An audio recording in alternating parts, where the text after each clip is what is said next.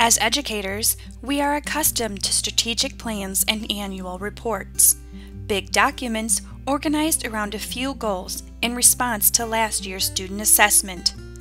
We point out what isn't working and we expect people to fix it. We distribute the binders, hold a few meetings about them, and then carefully place them next to those of years past. It's not that we don't care about what isn't working. Boy, we do. But reports and annual plans, they're what we've always done. So fixing it requires specific changes in practices and behaviors. Visions and goals are important, but unless educators know exactly what behaviors and practices are needed to achieve them, they become words on a mission statement, papers in a binder, soon replaced by new ones when the next big thing emerges. Successful leaders and teams spend time actively influencing the specific and sometimes subtle professional behaviors that lead to and sustain top performance. In other words, they look closely at what the adults do that impacts student learning. The date, the purpose is stated on the whiteboard every single day, and so that's how we begin right off of that. It tells them how we're going to get to the objective, what we're talking about, and how we're going to practice it as well. So it's your daily activity, what you're doing that day. The purpose for that day, right? Okay. Right. Indistar is built on those behaviors and practices. It has simplified and organized the research about what creates real and lasting improvements in schools, and Indistar has translated that into simple and specific behaviors, called indicators. Teams easily assess the presence of these behaviors in all classrooms and create specific action plans for ensuring that all school personnel are expected to employ them, are supported in employing them, and are consistently employing them. Indistar's purpose is constant: to focus your team on the specific professional behaviors and practices proven to help kids learn. Change behaviors, improve results. No binders required. Leadership teams use Indistar in a number of ways. Here are the two most common. One way leadership teams use Indistar is to work offline. The process manager or chief administrator, or both, prepares the meeting agendas, worksheets, and wiseways for the team to use in their meeting. These materials may be emailed or distributed to the team ahead of time. Minutes, decisions, and next steps are entered into the system after the meeting. The advantage of this option is the team's focus remains on the discussion without the possible distraction of technology. The second way leadership teams use Indistar is to work online. The process manager or chief administrator, or both, still prepares meeting materials and distributes them ahead of time. However, during the meeting, Indistar is projected onto a screen with the team's decisions and work entered in real time. When the meeting is over, the work is done, and everyone is familiar with how the system works. This is a good option if the team is not easily distracted by the technology. Remember, Indistar is built on research, adult behaviors and practices proven to improve student learning. The behaviors and practices are turned into indicators of effective practice, written in a way that allows teams to clearly assess, is this happening and to what extent? How the system is accessed and used is important, but only when the district and school's leadership is engaged closely and candidly with each indicator. First, the team assesses the current level of implementation for each indicator. To do so, they review the wiseways, which synthesizes the research behind the indicator. They may also access Indicators in Action, or Indicators Now, to watch video explanations and demonstrations of the indicators. Once the review is complete, you're ready to prepare your students for the new material. All teachers clearly state the lesson's topic, theme, and objectives. There are many advantages to this practice, among them getting your students ready for learning. Let's hear what this teacher has to say about communicating objectives with her students.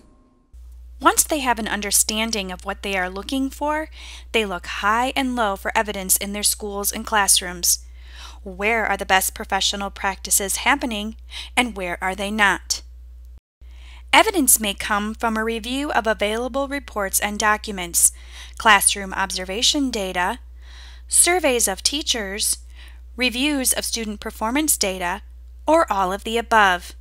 It is up to the team to decide how best to collect it, but student learning improves by gaining specific and detailed knowledge of where adult behaviors and practices are already happening and where they are not.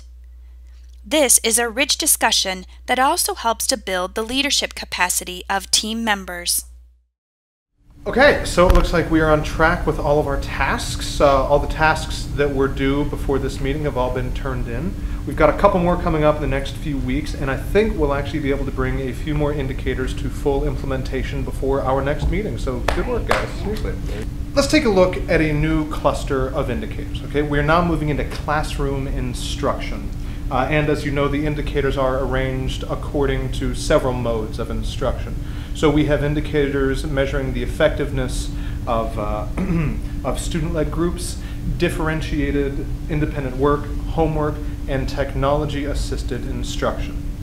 But first, we will review the indicators for teacher-directed whole class instruction. Now, we encourage our teachers to use a variety of modes, but most of our teachers will be using whole class discussion, especially to introduce new topics. Okay?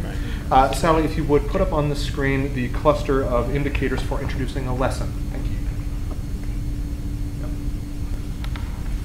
Yep. Okay, so you've all reviewed the wise ways for these 4 indicators, and what did you learn from the wise ways that might inform our discussion? Well, first of all, the wise ways explains how we should connect things that we're about to present in class with the things we've already gone over, the previous lessons. And it's always a good idea to let the students know where we're going, where we're headed, what they're going to learn. Stimulating the students' interest in the topic has always been important to me, I think very important. I took a look at the videos and indicators in action. The teacher talks about hooks, or clever ways to hook the student on the topic to make it interesting to them.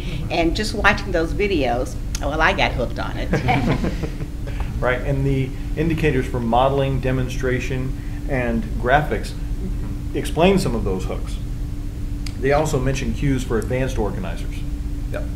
So I'm thinking that we should assess these 4 indicators together. So how about we take the next month and focus just on these 4?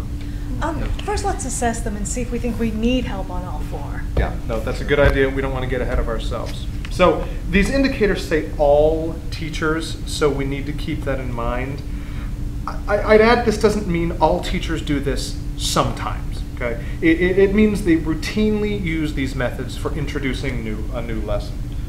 So what do you think? Are all of our teachers pretty consistent about this? Great. I think we were wise to assess these 4 indicators as limited development or implementation. We all think that most of our teachers properly introduce new topics most of the time, but we really don't have any evidence. So I also think we correctly determined these to be high priority indicators and fairly easily achieved, so quick wins on that. I will send an email out tomorrow to the teachers to let them know we'll be discussing these indicators at the faculty meeting next week.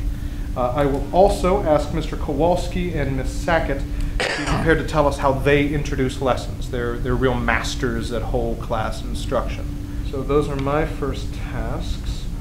Sharon, you said your instructional team would look at how we can use peer evaluations and observations correct, yes. to gather evidence over the next few weeks. These peer observations have been very successful.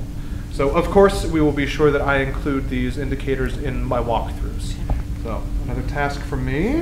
The principal seems to get a lot of tasks. But not too many. We are sharing this work. The instructional teams are doing great, and this leadership team has been a wonderful source of energy throughout the school, so thank you. Time to adjourn? Next meeting is in 2 weeks, same place, same time. I will send you the meetings from this meeting, minutes from this meeting, and the agenda and the wise ways for the next one. We're moving ahead with a few more indicators from teacher-directed whole class instruction, and I bet we can see some really good videos and indicators in action, and I think we should videotape our own teachers because we have some really good ones. Did you notice that this leadership team reviewed their current list of tasks? What was accomplished? What is past due? What is coming up that needs to be completed? They celebrated their success on what they had accomplished. They reviewed the wise ways associated with the indicators they were going to discuss prior to the leadership team meeting, as well as viewing indicators in action. They took the time to carefully assess the indicators. They assessed indicators as limited development if they did not currently have the evidence to support that indicator. They had systems in place to notify the whole staff about what they are working on.